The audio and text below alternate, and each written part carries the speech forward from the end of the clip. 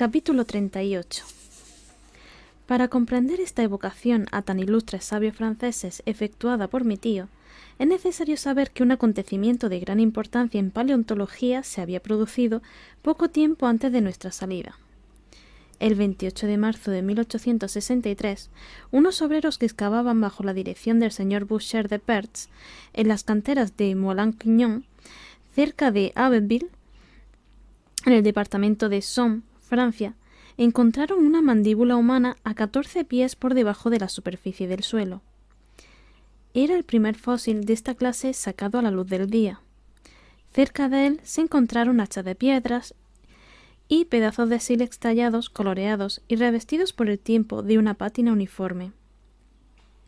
La fama de este descubrimiento fue grande, no solo en Francia, sino en Inglaterra y en Alemania. Varios sabios del Instituto francés, entre ellos Milne Edwards y de Quatrefages, se tomaron el asunto a conciencia, demostraron la irrefutable autenticidad del hueso en cuestión y se convirtieron en los más ardientes defensores de este proceso de la mandíbula, para emplear la expresión inglesa. A los geólogos del Reino Unido, que consideraron el hecho como cierto, los señores Falconer, Basque, Carpenter, etc., se unieron los sabios de Alemania, y entre ellos, en primera fila, el más fogoso, el más entusiasta, fue mi tío, Lidenbrock. La autenticidad de un fósil humano de la época cuaternaria parecía, pues, demostrada y admitida. Esta teoría, a decir verdad, tenía un adversario encarnecido, en el señor Élie de Beaumont. Este sabio de tan alta autoridad sostenía que el terreno de Moulin-Quignon no pertenecía al Diluvium, sino a un estrato más reciente, y alineándose al respecto con Cuvier, no admitía que la especie humana hubiera sido contemporánea de los animales de la época cuaternaria. Mi tío Lidenbrock, de acuerdo con la mayoría de los geólogos, se había mantenido firme, había discutido y se había enfrentado a todo el mundo, y el señor Élie de Beaumont se había quedado solo poco a poco en su postura. Conocíamos todos los detalles del asunto, aunque ignorábamos que desde nuestra salida la cuestión había efectuado nuevos progresos. Otras mandíbulas idénticas, aunque pertenecientes a individuos de diversos tipos y diferentes naciones, fueron encontradas en las tierras blandas y grises de ciertas grutas en Francia, Suiza, Bélgica, así como armas, utensilios, herramientas, esqueletos de niños, de adolescentes, hombres y viejos. La existencia del hombre cuaternario se reafirmaba cada día más. Y eso no era todo. Nuevos restos exhumados del terreno terciario, Plioceno, habían permitido a los sabios más audaces asignar una mayor antigüedad a la raza humana. Es verdad que esos restos no eran esqueletos humanos, sino objetos de su industria, tibias y fémures de animales fósiles regularmente estriados, esculpidos por así decirlo, y que exhibían marcas en el del trabajo humano. Así, de un salto, el hombre remontaba la escalera de los tiempos en un gran número de siglos. Precedía al mastodonte. Se convertía en el contemporáneo del Elephas meridionalis. Poseía 100.000 años de existencia, puesto que esa es la fecha asignada por los geólogos más prestigiosos para la formación del terreno pliocénico. Tal era entonces el estado de la ciencia paleontológica, y lo que nosotros conocíamos de ella era suficiente para explicar nuestra actitud ante este osario del mar Lidenbrock. Se comprenderán, así, la perplejidad y la alegría de mi tío, sobre todo cuando a 20 pasos se encontró, puede decirse, que cara a cara con uno de los especímenes del hombre cuaternario. Era un cuerpo humano absolutamente reconocible. ¿Un suelo de naturaleza peculiar, como el de un cementerio de San Miguel de Burdeos, lo habría conservado de esta manera durante siglos? No sabría decirlo, pero este cadáver, con la piel estirada y apergaminada, los miembros todavía blandos, por lo menos en apariencia, los dientes intactos, la cabellera abundante, las uñas de las manos y de los dedos de los pies de una longitud espantosa, se mostraba a nuestros ojos tal como había vivido. Yo permanecía mudo ante aquella aparición de otros tiempos. Mi tío, tan locuaz, hábilmente tan parlanchín, se callaba también. Habíamos levantado y enderezado aquel cuerpo. Nos miraba con su órbita vacía. Palpábamos su torso sonoro. Tras algunos momentos de silencio, mi tío fue vencido por el profesor Otto Lidenbrock. Se dejó llevar por su temperamento, olvidó las circunstancias del viaje, el lugar en el que nos hallábamos, la inmensa caverna que nos abrigaba. Sin duda, se creyó en el Johanneum disertando ante sus alumnos, porque adquirió un tono doctoral, y dirigiéndose a un auditorio imaginario dijo: «Señores, tengo el honor de presentarles a un hombre de la época cuaternaria. Grandes sabios han negado su existencia. Otros, no menos grandes, la han afirmado. Si hubieran estado aquí los santos Tomás de la paleontología, lo tocarían con el dedo y estarían obligados a reconocer su error. Ya sé que la ciencia debe ponerse en guardia contra los descubrimientos de este tipo. No ignoro la explotación de los fósiles humanos que han hecho los Barnum y otros charlatanes de la misma ralea. Conozco la historia de la rótula de Ajax, del pretendido cuerpo de Orestes encontrado por los espartanos, y del cuerpo de Asterios, de 10 codos de alto, del que habla Pausanias. He visto los informes sobre el esqueleto de Trapani, descubierto en el siglo XIV, y en el que se quería reconocer a Polifemo, y la historia del gigante desenterrado en el siglo XVI en los alrededores de Palermo. No ignoran más que yo, señores, el análisis efectuado cerca de Lucerna en 1577 de los grandes esqueletos que el célebre médico Felix Plater declaraba que pertenecían a un gigante de 19 pies.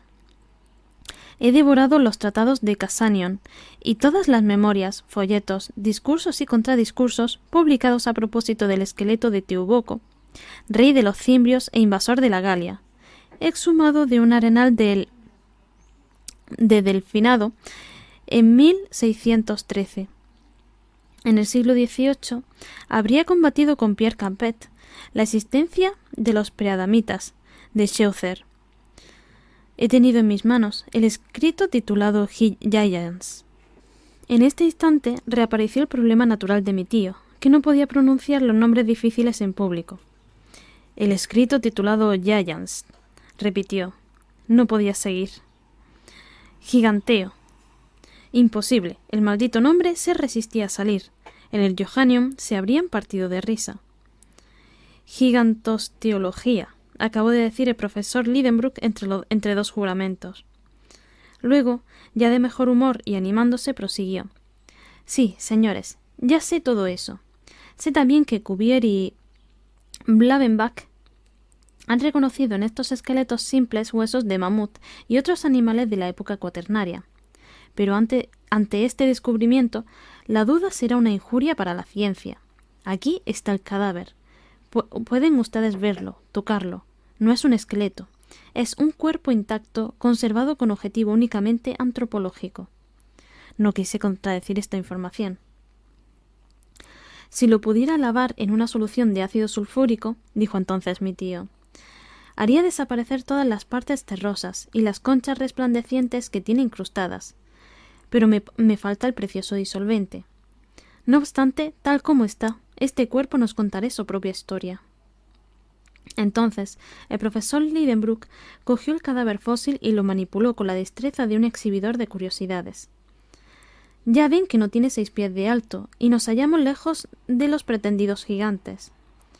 En cuanto a la raza a la que pertenece, se trata indudablemente de la caucásica. Es de raza blanca como la nuestra. El cráneo de este fósil es regularmente ovoide, sin desarrollo de los pómulos ni proyección de la mandíbula. No presenta ninguno de los caracteres de este prognatismo que modifica el ángulo facial. Midan este ángulo, tiene casi 90 grados. Pero voy a ir más lejos aún en el camino de mis deducciones, y me atreveré a decir que esta muestra humana pertenece a la familia jafética, extendida desde las Indias hasta los límites de la Europa occidental. No sonrían, señores. Nadie estaba sonriendo, pero el profesor estaba tan acostumbrado a ver rostros risueños durante sus disertaciones. Sí, continuó con nuevos ánimos. Este es un hombre fósil contemporáneo, de los mastodontes, cuyos esqueletos llenan este anfiteatro. pero decirles a través de qué camino ha llegado hasta aquí, como los sedimentos en los que se hallaba sepultado, se han deslizado hasta esta enorme cavidad. Eso es lo que no me permitiré. Sin duda, en la época cuaternaria, grandes catástrofes tenían lugar aún en la corteza terrestre. El enfriamiento continuo del globo producía fracturas, hendiduras, fallas, por donde se precipitaba seguramente una parte del terreno superior. No me pronuncio al respecto, pero en definitiva, el hombre está aquí, rodeado por los instrumentos creados por su mano. Estas hachas, estos sílex tallados que han constituido la edad de piedra, y a menos que él haya venido como yo, en plan turista o como pionero de la ciencia, no puedo poner en duda la autenticidad de su antiguo origen.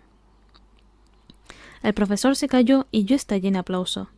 De todos modos, mi tío tenía razón, y hombres más sabios que su sobrino hubieran tenido graves dificultades para contradecirle. Otro indicio: aquel cuerpo fosilizado no era el único del inmenso osario. Otros cuerpos se encontraban entre el polvo, a cada paso que dábamos, y mi tío podía elegir el más adecuado de aquellos especímenes para convencer a los incrédulos. En verdad, constituía un gran espectáculo contemplar las generaciones de hombres y animales mezclados en aquel cementerio. Pero era una cuestión que no nos atrevíamos a resolver y se presentaban entre nosotros. ¿Aquellos seres vivos se habían deslizado por una convulsión del suelo hacia las riberas del mar Lidenbrock cuando ya estaban reducidos a polvo? ¿O acaso vinieron aquí, en este mundo subterráneo, bajo este cielo ficticio, naciendo y muriendo como los habitantes de la Tierra? Hasta aquí solo habíamos visto vivos monstruos marinos y peces. ¿Estaba vagando todavía algún hombre del abismo por estas playas desiertas? Capítulo 39. Durante una media hora más nuestros pies hollaron estas acumulaciones de huesos. Seguíamos adelante, impelidos por una ardiente curiosidad. ¿Qué otras maravillas encerraba esta caverna? ¿Qué otros tesoros para la ciencia? Mi mirada esperaba cualquier sorpresa. Mi imaginación se adelantaba a todas las maravillas. Las orillas del mar habían desaparecido desde hacía tiempo atrás de las colinas del osario.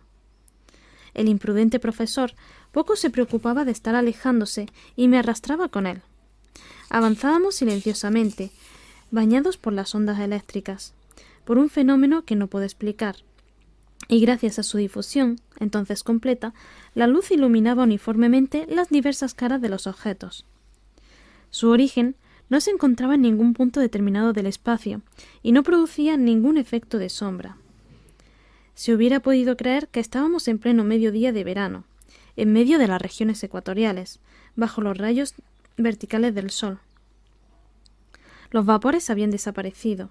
Las rocas, las lejanas montañas, algunas masas confusas de bosques distantes, adquirían un extraño aspecto bajo la desigual distribución del fluido luminoso. Nos parecíamos al fantástico personaje de Hoffman que perdió su sombra. Después de una marcha de una milla, aparecieron los lindes de un bosque inmenso, pero no ya uno de aquellos bosques de setas que cercaban Puerto Greuwen. Era la vegetación de la época terciaria, en todo su esplendor.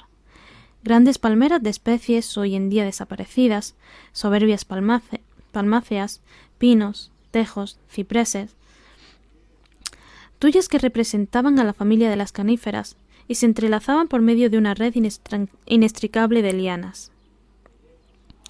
Una alfombra de musgos y hepáticas cubría blandamente el suelo. Algunos arroyos murmuraban bajo aquellas umbrías, poco dignas de tal nombre, porque no producían sombra. En sus bordes crecían helechos arborescentes, parecidos a los de las sierras cálidas de la tierra. Solo faltaba el color a aquellos árboles y aquellos arbustos, plantas privadas del vivificante calor del sol. Todo se confundía en un matiz uniforme, parduzco y como descolorido. Las hojas estaban desprovistas de verdor, y las mismas flores, tan abundantes en la época terciaria que las vio nacer, entonces sin color y sin perfume, parecían hechas de papel despintado bajo la acción de la atmósfera. Mi tío Lidenbrock se aventuró bajo aquella gigantesca floresta. Yo le seguí, no sin cierta aprensión. Puesto que la naturaleza había provisto el lugar de una alimentación vegetal, ¿Por qué los temibles mamíferos no podían aparecer por allí?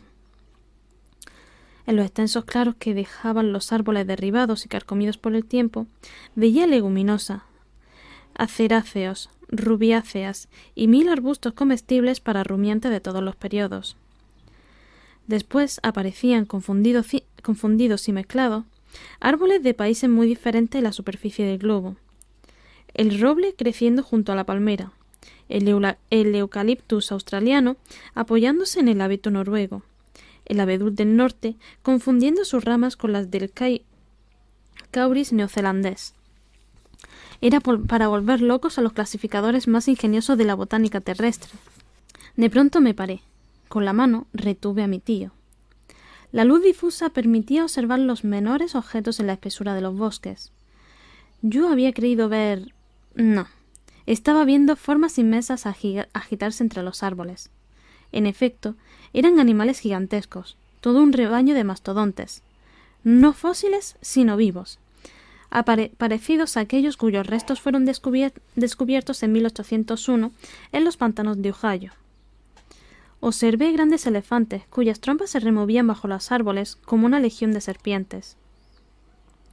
Escuchaba el ruido de sus largos colmillos, cuyo marfil perforaba los viejos troncos. Las ramas crujían y las hojas arrancadas en número considerable se hundían en la enorme bocaza de esos monstruos. El sueño en el que había visto renacer los tiempos prehistóricos, las épocas ternaria y cuaternaria, era por fin realidad. Y nosotros estábamos allí, solos, en las entrañas del globo, a merced de sus feroces habitantes. Mi tío miraba. «Vamos», dijo de improviso agarrándome del brazo. «Adelante, adelante». «No», exclamé yo, «no tenemos armas. ¿Qué haremos en medio de este rebaño de cuadrúpedos gigantes? Venga, tío, venga. No hay criatura humana que pueda desafiar impunemente la cólera de estos monstruos». «Ninguna criatura humana», respondió mi tío bajando la voz. «Te equivocas, Axel. Mira allí, a lo lejos. Me parece ver a un ser humano, un ser semejante a nosotros, un hombre». Me encogí de hombros y miré, decidido a llevar mi incredulidad hasta sus prosteros límites. Pero por mucho que quisiera mantenerla, tuve que rendirme a la evidencia. En efecto, a menos de un cuarto de milla, apoyado en el tronco de un enorme cauris, un ser humano, un proteo de estas regiones subterráneas, un nuevo hijo de Neptuno, guardaba aquel innumerable rebaño de mastodontes. Imanis pecoris custos, Imanior ipse. Sí, Imanior ipse. Ya no se trataba del fósil, cuyo cadáver habíamos levantado en el osario, sino de un verdadero gigante capaz de obedecer a estos monstruos. Su talla sobrepasaba los 12 pies. Su cabeza, grande como la de un búfalo, desaparecía entre una cabellera enmarañada. Se hubiera dicho que era una verdadera crin, como la de los elefantes de los primeros tiempos. Blandía con la mano una enorme rama, digno cayado para aquel pastor antediluviano. Nos quedamos inmóviles, estupefactos, pero corríamos el peligro de ser vistos. Teníamos que huir. «Venga, venga», exclamé arrastrando a mi tío, que por primera vez se dejó llevar. Un cuarto de hora más tarde, nos hallábamos fuera de la vista de ese espantoso enemigo. Ahora que lo pienso detenidamente, ahora que la calma ha vuelto de nuevo a mi espíritu, que han pasado los meses desde aquel extraño y sobrenatural encuentro, ¿cómo he de interpretar aquello? No, es imposible. Nuestros sentidos nos engañaron. Nuestros ojos no vieron lo que veían. Ninguna criatura humana habita en ese mundo subterráneo. Ninguna generación de hombres vive en las cavernas inferiores del globo, sin preocuparse de los habitantes de la superficie, sin comunicación con ellos. Es algo insensato. Absolutamente insensato. Prefiero admitir la existencia de algún animal cuya estructura se asemeje a la humana, de algún simio de las primeras épocas geológicas, de algún protopiteco, de algún mesopiteco, parecido al que descubrió el señor Lartet en el yacimiento de Sansan. Pero éste sobrepasaba por su talla todas las medidas abarcadas por la moderna paleontología. No importa. Un simio, sí. Un simio, por inverosímil que suene. Pero un hombre vivo y con él toda una generación oculta en las entrañas de la tierra. Jamás. Sin embargo, habíamos abandonado el bosque claro y luminoso, mudos de asombro, abrumados bajo el peso de un estupor que nos llevaba a la sinrazón. Corríamos a nuestro pesar. Era una verdadera huida, parecida a esos arrebatos de pavor que se presentan en ciertas pesadillas. Instintivamente, regresábamos hacia el mar Lidenbrock, y yo no sé en qué divagaciones se hubiera perdido mi mente sin una preocupación que me llevó a observaciones más prácticas. Aunque estuviera seguro de que nuestros pasos hollaban un suelo por completo virgen, a menudo notaba grupos de rocas cuya forma recordaba a las de Puerto Grauben. Eso confirmaba la indicación de la brújula y nuestro retorno involuntario al mar Lidenbrock. A veces parecía que andábamos equivocados. Arroyos y cascadas caían por centenares de prominencia rocosa. Creía volver a ver la capa de madera fosilizada, a nuestro fiel Hans Bach y la gruta en la que yo había retornado a la vida. Luego, algunos pasos más adelante, la disposición de los contrafuertes, la aparición de un arroyo, el sorprendente perfil de una roca venía a sumergirme en la duda. Comuniqué mi indecisión a mi tío. Vaciló como yo. No podía orientarse en medio de aquel panorama uniforme. Evidentemente, le dije, no hemos desembarcado otra vez en nuestro punto de salida, sino que la tormenta nos ha llevado un poco más abajo, y siguiendo la orilla llegaremos a Puerto Grauben. En ese caso, respondió mi tío, es inútil continuar esta exploración, y lo mejor es regresar a la balsa. ¿No te estarás equivocando, Axel? Es difícil asegurarlo, tío, porque todas estas rocas se parecen. Creo, sin embargo, reconocer el promontorio al pie del cual Hans construyó la embarcación. Debemos de estar cerca del pequeño puerto, si no es este mismo lugar, añadí examinando una rada que creí reconocer. No, Axel, encontraríamos al menos nuestras propias huellas y no veo nada. Yo sí lo veo, exclamé, lanzándome hacia un objeto que brillaba en la arena. ¿Qué es? Esto, respondí, y mostré a mi tío un puñal oxidado que acababa de recoger. Vaya, dijo, ¿habías traído tú esta arma? ¿Yo? De ninguna manera. Es suyo. No que yo sepa, dijo el profesor. Nunca he tenido este objeto entre mis cosas. ¡Qué cosa más extraña! Pues es muy sencillo, Axel. Los islandeses tienen a menudo armas de esta clase, y Hans, a quien seguro debe de pertenecer, lo habrá perdido. Sacudí la cabeza. Hans nunca había tenido aquel puñal en su poder. ¿Será el arma de algún guerrero antediluviano? ¿De un hombre vivo? ¿De un contemporáneo de ese pastor? Exclamé. Claro que no. Es una herramienta de la edad de piedra. Ni siquiera de la edad de bronce. Esta hoja es de acero. Mi tío me cortó en seco el camino a donde me arrastraba una nueva divagación, y con su habitual tono frío me dijo: «Cálmate, Axel, y entra en razón. Este puñal es un arma del siglo XVI. Una verdadera daga de la que los caballeros llevaban en la cintura para el golpe de gracia. Es de origen español. No te pertenece a ti, ni a mí, ni al cazador, ni siquiera a los seres humanos que quizá vivan en las entrañas del globo». Está diciendo... Ya ves que no se me ha hallado así, que no se ha mellado así por hundirse en la garganta de la gente. Su hoja está cubierta por una capa de óxido, que no data ni de un día, ni de un año, ni de un siglo. Siguiendo con su costumbre, el profesor se animaba dejándose llevar por su imaginación. «Axel, estamos en el camino de un gran descubrimiento», continuó. «Esta hoja ha quedado abandonada en la arena hace 100, 200, 300 años y se ha mellado contra las rocas de este mar subterráneo». «Pero no ha llegado sola hasta aquí», exclamé. «No ha podido torcerse por sí misma. Alguien nos ha precedido». «Sí, un hombre». «¿Quién es ese hombre?» «Ese hombre ha grabado su nombre en este puñal. Ese hombre ha querido una vez más señalar con su propia mano el camino. Busquemos, Busquemos. Y absolutamente interesados, nos pusimos a recorrer la alta muralla, interrogando las más pequeñas fisuras que podían corresponder a aberturas de galería. De esta forma, llegamos a un lugar en el que la orilla se estrechaba. El mar venía casi a bañar el pie de los contrafuertes, dejando un paso ancho de una toesa como máximo. Entre dos salientes rocosos se observaba la entrada de un túnel oscuro. Allí, sobre una placa de granito, aparecían dos letras misteriosas medio borradas, las dos iniciales del osado y fantástico viajero. «¡Ah, ese!», exclamó mi tío. «Arn Saknussemm. Siempre Arn Saknussemm». Capítulo 40. Desde el comienzo del viaje yo había pasado por muchas sorpresas. Me creía curado de espanto e inmune a cualquier sobresalto. No obstante, al ver esas dos letras grabadas allí, 300 años atrás, me quedé sumido en un desconcierto cercano a la estupidez.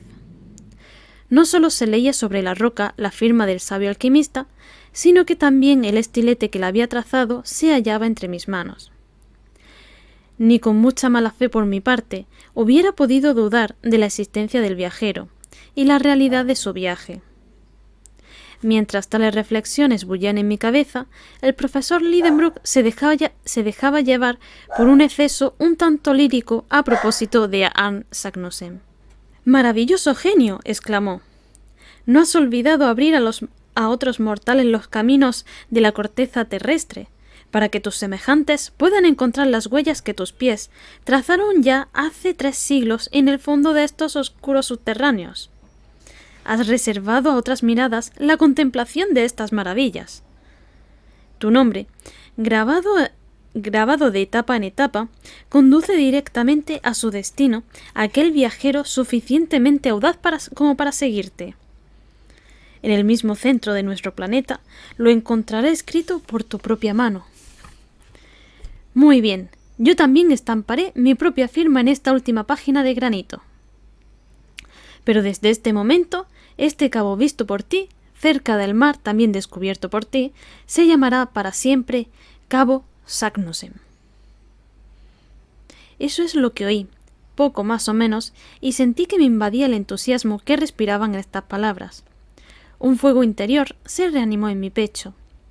Lo olvidé todo, los peligros del viaje, los del retorno, lo que otro había hecho. Yo deseaba hacerlo también, y nada me parecía imposible. «¡Adelante, adelante!», exclamé. Y ya me lanzaba hacia la oscura galería cuando el profesor me detuvo. Y él, que solía dejarse llevar por sus impulsos, me aconsejó paciencia y sangre fría. «Volvamos donde está Hans y traigamos la balsa hasta aquí», me dijo.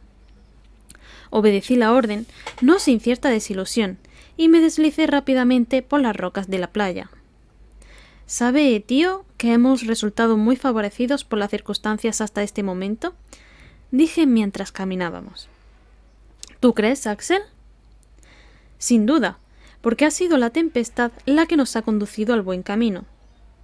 Bendita sea la tormenta que nos ha traído a esta costa de la que el buen tiempo nos hubiera alejado. Suponga por un instante que hubiéramos tocado con nuestra proa, la proa de una balsa, las riberas meridionales del mar Lidenbrock. ¿Qué habría sucedido? El nombre de Saknussemm no hubiera aparecido ante nuestros ojos, y ahora estaríamos abandonados en una playa sin salida». «Sí, Axel, hay algo providencial en el hecho de que, bogando hacia el sur, hayamos regresado precisamente al norte, al cabo Saknussemm. Debo admitir que resulta más que sorprendente, y es algo cuya explicación se me escapa por completo. ¿Qué importa? No hay que explicarse los hechos, sino aprovecharse de ellos. Sin duda, hijo mío, pero... Vamos a retomar la ruta del norte, pasar bajo las regiones septentrionales de Europa, Suecia, Siberia, qué sé yo, en lugar de hundirnos bajo los desiertos de África o las aguas del océano. Y no quiero saber más». «Sí, Axel, tienes razón. Y todo sea para bien, puesto que abandonamos este mar horizontal que no podía servirnos para nada. Vamos a bajar más y siempre bajar. ¿Sabes que para llegar al centro del globo no hay que atravesar más que 1500 leguas? Bah, exclamé. No vale la pena ni hablar de ello. ¡En marcha! ¡En marcha!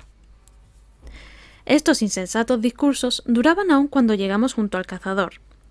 Todo estaba preparado para una salida inmediata. Cada fardo había sido embarcado. Ocupamos nuestro lugar en la balsa e izamos la vela. Siguiendo la costa, Hans se dirigió al cabo Sagnussen.